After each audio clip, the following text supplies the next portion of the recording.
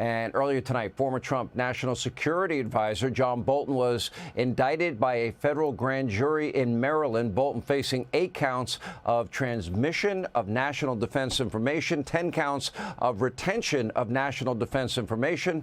Now, the indictment says Bolton illegally shared classified material with 2 relatives and stored classified information inside his personal email account.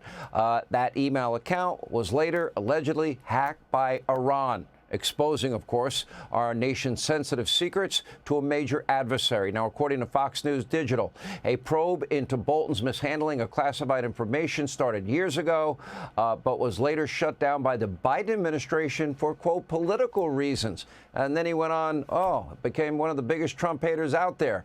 Bolton has hired a lawyer who turns out to be none other, and he's a good lawyer, Abby Lowell. In a statement, Lowell says Bolton was just keeping a diary like anyone else would, and that none of that information was classified. In a statement of his own, John Bolton said he is dedicated as a public servant who's looking forward to the legal fight over these charges. Here with an analysis, Fox News contributor Jonathan Turley and the author of The Color of Death.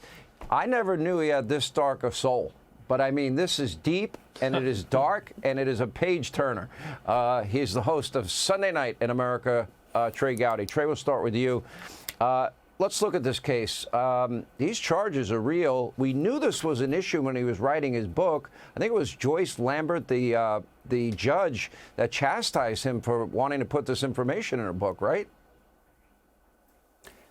Sean, I cannot tell you and your viewers how serious the information that John Bolton both disseminated to his wife and daughter, that's who the unindicted co-conspirators are, and retained. It is the gravest secrets that this country has. It's the kind of information that gets people killed.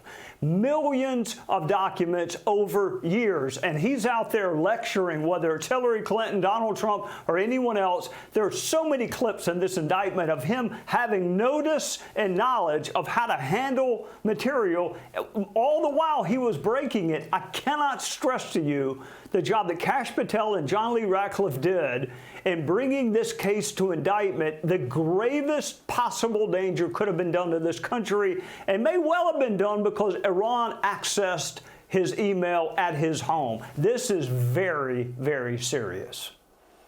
Now, you know, as I look at these, Jonathan Turley, either Letitia James said that this home in Virginia was her primary residence or not, and said it on multiple occasions and put it in documents. Either John Bolton had this information or he didn't have this information. He shared this information or he didn't. They seem kind of cut and dry. The real charges against Comey, unfortunately, I felt the statute of limitations had run out. Let's get your thoughts. No, they are cut and dry. As a longtime criminal defense attorney, I got to tell you, 18 counts of this kind really concentrates the mind, because the jurors tend to look at this as a very simple question. Did he have classified information? Did he mishandle it? And 2 arguments will not work in that courtroom. One is that this is all old classified information. It doesn't matter if it's old or brand new. If it's still classified, you violate the statute. The other argument is that everyone does this, that this is, as Abby said, you know, everyone has diaries. Well, that's not going to fly either in that courtroom. I mean, that, you know, he's going to try, just as Comey's going to try and James is going to try, to bring up a vindictive prosecution claim.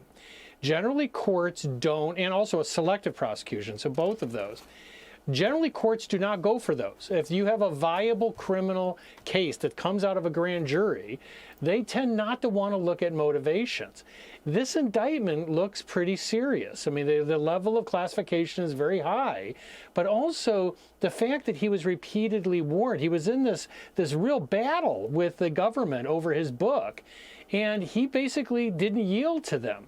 And then finally, you have that decision by Lambert where he said, look, I can't force all these books to be destroyed. But he said, you really did undermine national security here. Yeah. All right. I'm going to ask you both an exit question. Trey, how does this play out? He is convicted, and he spends the remainder of his natural life in the custody of the Federal Bureau of Prisons. Wow, that's a prediction. How about Letitia James? As long as we're, you're dispelling all this good news for people that believe in justice. Well, I think the facts in Bolton's case are stronger than the other two.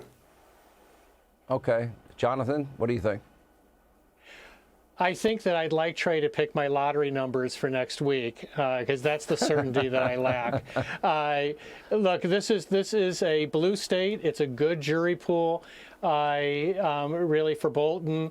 I think that the odds still favor the government in these cases, but I think it could be a hard-fought case. Jonathan, Trey Gowdy never lost a single case as a prosecutor. I don't want to ever be in a courtroom against him.